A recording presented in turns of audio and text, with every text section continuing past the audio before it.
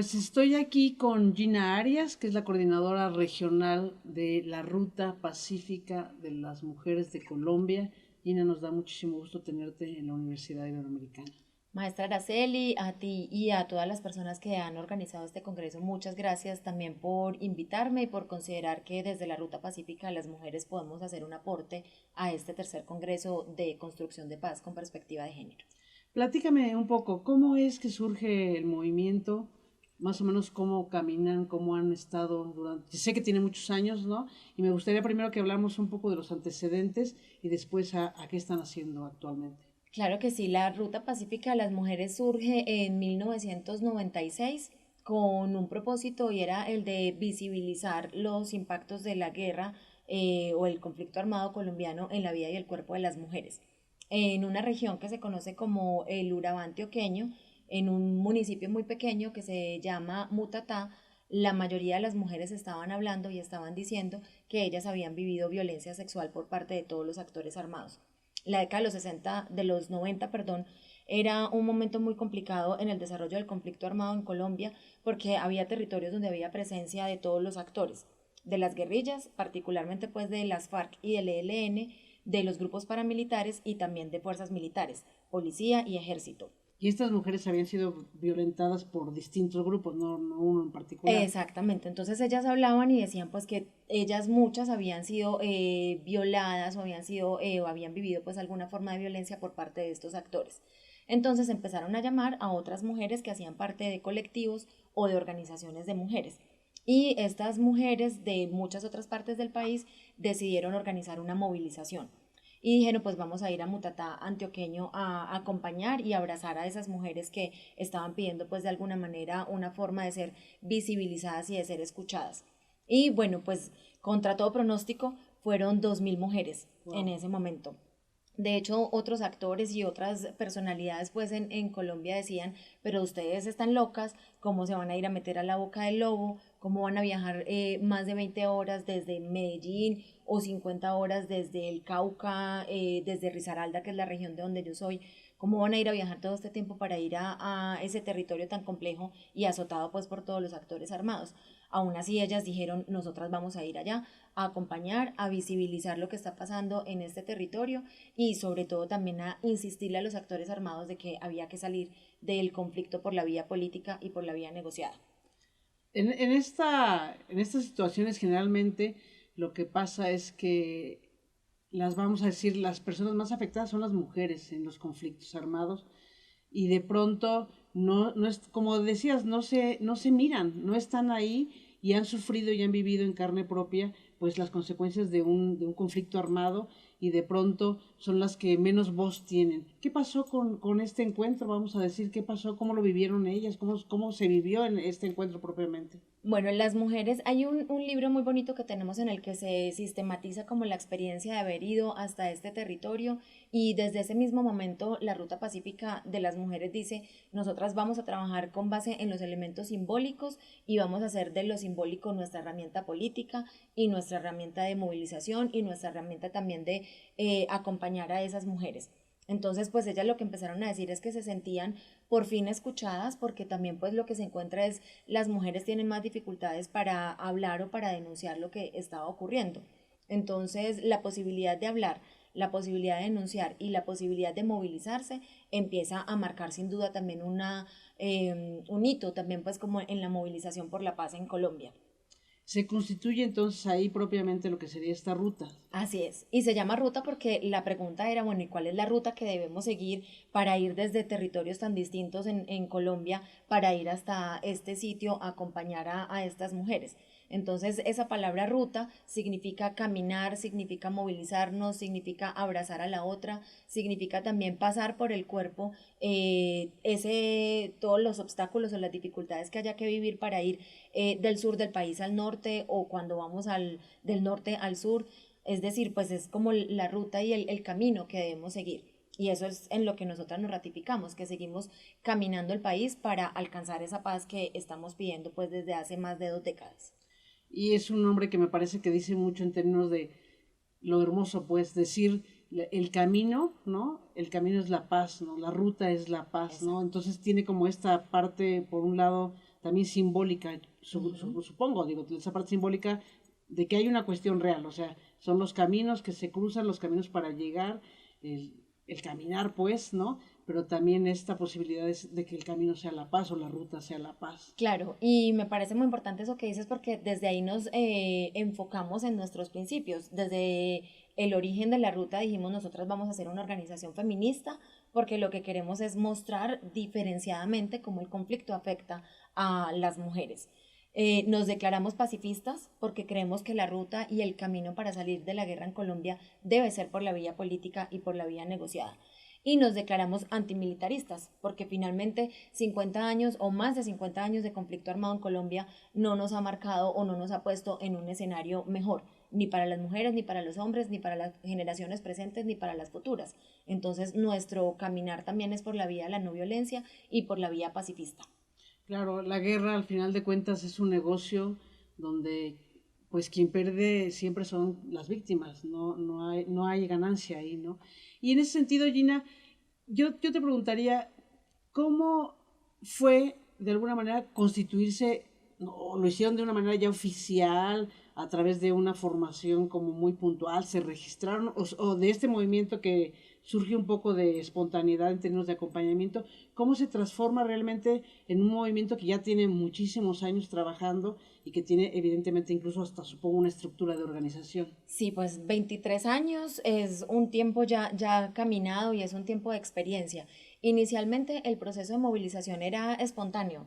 De hecho, la primera movilización se hizo por teléfono, se llamaban, se hablaban, se escribían por correo electrónico porque no teníamos pues las redes sociales, el WhatsApp que todo lo facilita pues también en ese sentido, sino que se hacía pues como de una manera muy espontánea pero a la vez organizada.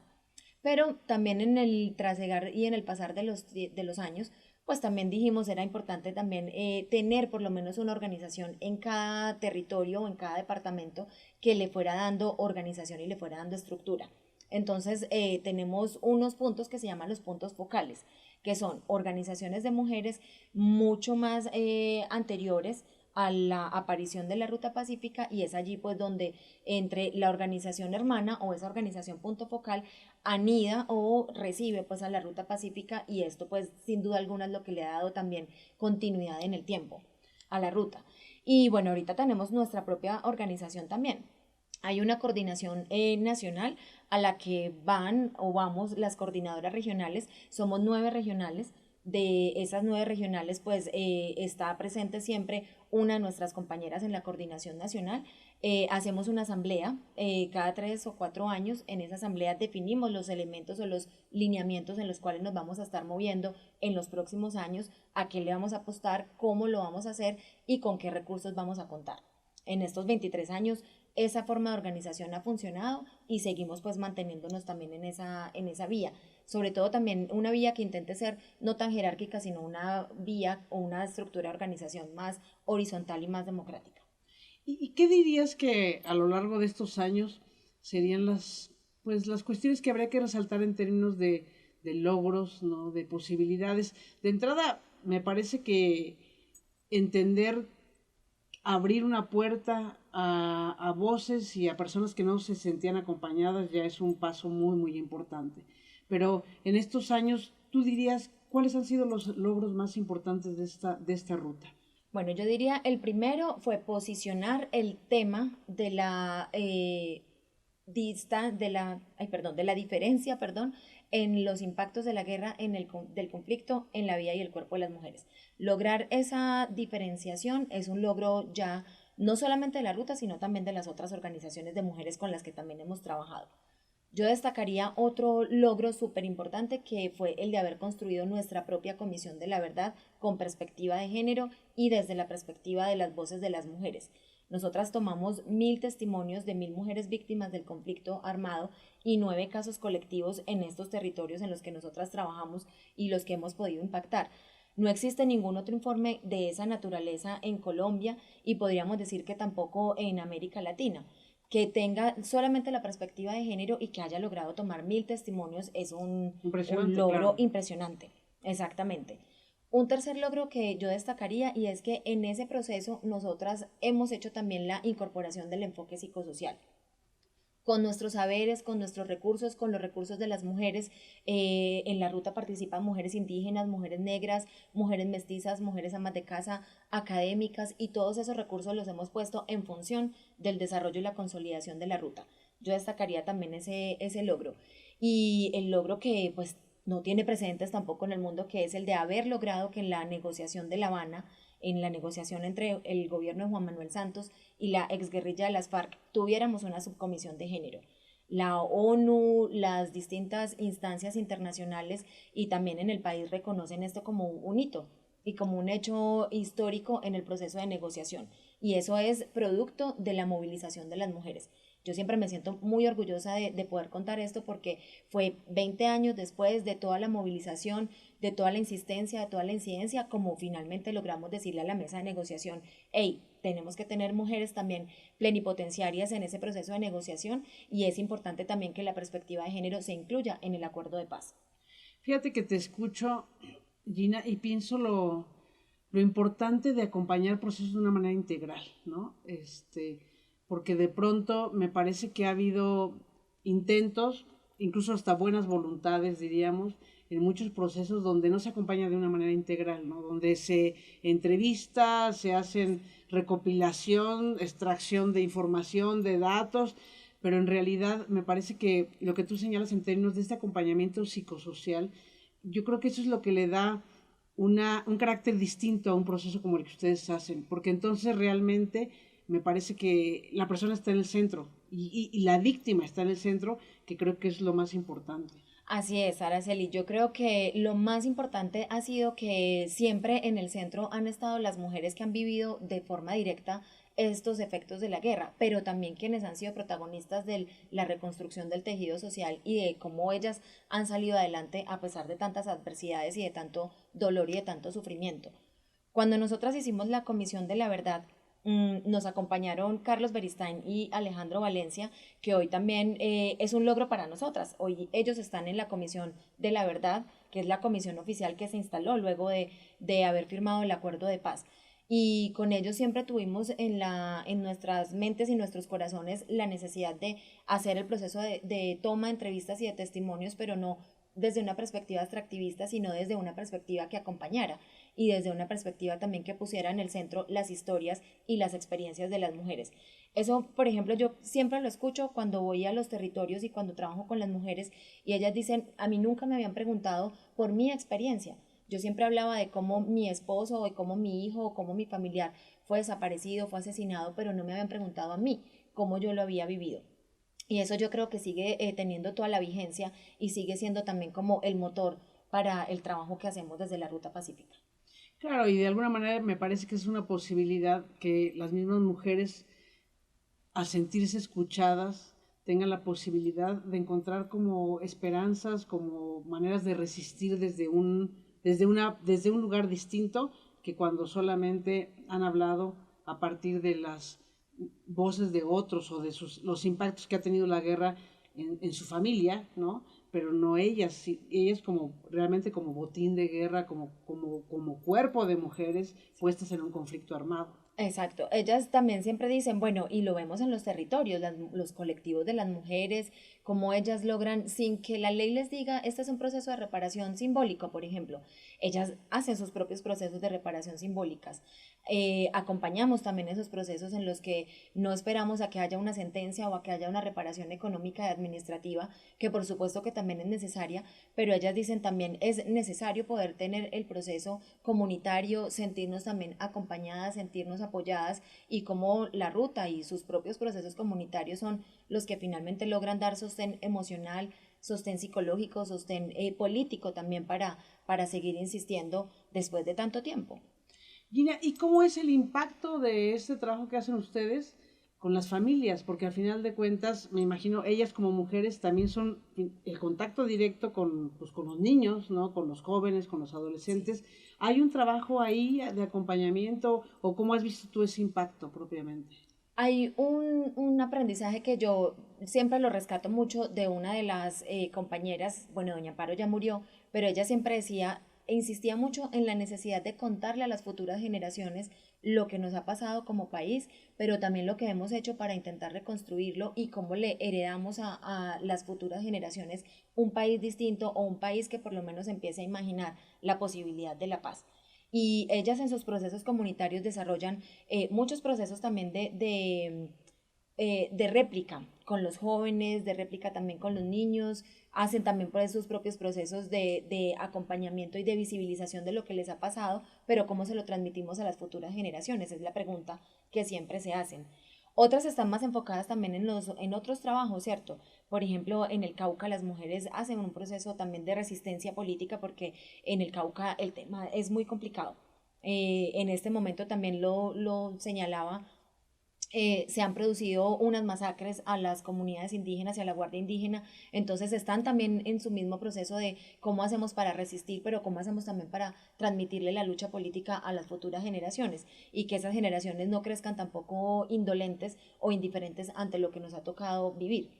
Y las mujeres que hacemos parte también en otros procesos en la vida pues también de las ciudades, particularmente yo trabajo con jóvenes en la universidad en la que trabajo, siempre también tratando de visibilizar y tratando también de apropiarnos de esta historia, que no es la historia de la gente en las zonas rurales, sino que es la historia de un país y que nos corresponde también ayudarla a transformar y ayudar a caminar otros caminos que sean distintos a la historia pues de violencia que nos ha tocado vivir.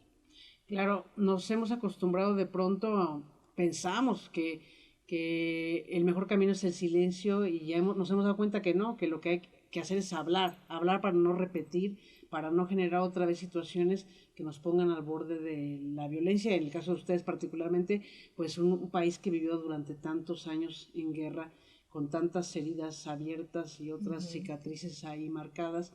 En este sentido, Gina, yo te diría, me da curiosidad saber, sé que están trabajando con otras organizaciones de mujeres y particularmente con las mujeres de negro. Entonces, eso se me hace muy lindo y creo que vale la pena compartirlo porque creo que lo que necesitamos es eso, o sea, primero fortalecer las redes internas, pero después traspasar eso y irnos a las redes a nivel internacional. Y en ese sentido, ese trabajo que están haciendo, me gustaría que lo compartieras. Claro que sí, me encanta que lo digas porque desde que surgimos nuestra inspiración fue Mujeres de Negro. Ver cómo las mujeres israelíes y palestinas se tomaban de la mano, se abrazaban y decían queremos que esto no nos siga matando y no nos siga oprimiendo, porque finalmente somos madres, somos esposas, somos familiares de estos hombres y de estos jóvenes que están perdiendo la vida en esta guerra o en ese conflicto. Para nosotras, Mujeres de Negro, fue inspiradora de nuestra iniciativa de paz en Colombia. Y de hecho en muchas de las regionales los últimos martes de cada mes hacemos los plantones muy al estilo también de Mujeres de Negro. Nos vestimos todas de negro, vamos con las flores y vamos y hacemos un plantón en una plaza pública en la cual queramos visibilizar lo que nos está pasando. Pero Mujeres de Negro ha sido una iniciativa que a nosotras nos inspiró y en la cual seguimos haciendo parte. ¿Y han tenido oportunidad de encontrarse? Claro que sí. En el año 2013 hicimos el Encuentro Internacional de Mujeres de Negro, lo hicimos en Bogotá. Fueron mujeres de negro de todo el mundo con quienes pudimos compartir nuestra experiencia como Ruta Pacífica. Ellas compartieron sus experiencias y lo que sucede siempre, pues cuando uno ve en la otra un espejo y decir, pues a nosotras no somos las únicas a las que nos está pasando esto. Hay otras que también han vivido y que de las cuales tenemos algo que aprender y ellas se llevan también nuestros aprendizajes, siempre también teniendo muy en cuenta nuestras características sociales, culturales, políticas y demás. Ese encuentro fue muy bonito porque lo hicimos en Bogotá y luego también salimos a nuestra propia movilización y bueno, pues había mujeres de todos los colores y de todos los tamaños y siempre llamó mucho la atención pues que haya un movimiento mundial de mujeres en contra de la guerra. Qué lindo. ¿Qué sigue para la ruta de pacífica de Colombia, de las mujeres de Colombia? ¿Qué sigue? ¿Hacia dónde están ahorita apuntando? Sabemos que están efectivamente en el proceso de una comisión de la verdad oficial. Sabemos que están, bueno, dando pasos en la idea de mantener los acuerdos de paz y llevarlos a cabo. ¿Qué sigue? ¿Cuál es su participación? Bueno, Araceli, nosotras hicimos con 8 plataformas de mujeres y una plataforma LGBT, logramos hacer incidencia para esta subcomisión de género que comentaba, hicimos la primera cumbre de mujeres y paz y la segunda cumbre que fue en el año 2016. Desde ahí nos ratificamos y nos reafirmamos en poner nuestro saber, nuestro conocimiento, nuestro deseo y nuestro corazón para que en Colombia efectivamente podamos tener una implementación del acuerdo de paz. Hay que decir que hemos tenido muchos obstáculos y muchas dificultades en la implementación del acuerdo. El último informe que produjo el Instituto Kroc, que es el instituto encargado de hacerle seguimiento a la implementación del acuerdo, nos dice que de las 100 medidas de implementación del enfoque de género, solamente hemos cumplido el 5%. Entonces, pues nosotras seguimos haciendo toda la insistencia y como decimos en la ruta, hacemos operación Sirirí. El sirirí es este pajarito que molesta y molesta hasta que obtiene lo que desea y nosotras nos ratificamos en esa idea. O sea, estamos participando en la formulación de los planes de desarrollo con enfoque territorial. Hemos insistido también en formar a nuevas lideresas para que participen o participemos también en las contiendas electorales. En la última, que fue la semana pasada, vimos un incremento muy importante de mujeres alcaldesas, mujeres gobernadoras, mujeres en los consejos, en las asambleas, y eso para nosotras es un logro. Sin embargo, creemos que hay que seguirle caminando y hay que seguirle trabajando a eso. Entonces, lo que sigue es insistirle a este gobierno en que cumpla con lo pactado en el acuerdo de paz, insistirle también en que se mantenga la negociación con el ELN y que tengamos por fin una paz completa. Pues trabajo hay para adelante. Mucho.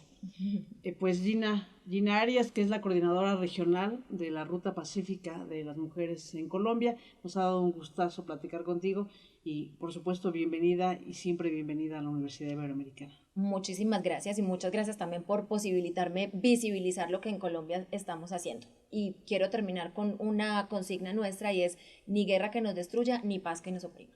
Perfecto.